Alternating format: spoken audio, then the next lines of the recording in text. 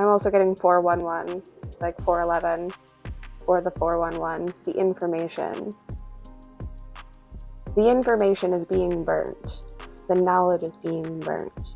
There are things that are actively burying truth and erasing it from history.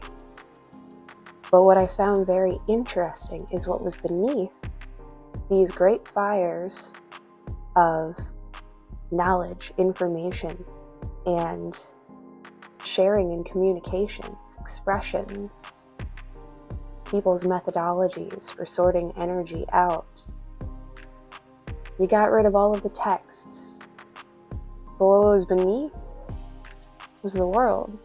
And those fires in the background, and the waters, and the couple, the pair, divine masculine, divine feminine, creating new, still utilizing and using all of those truths that were burnt, erased.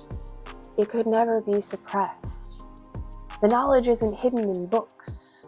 It's not in your screen. It's in the earth around you. It's in the wind.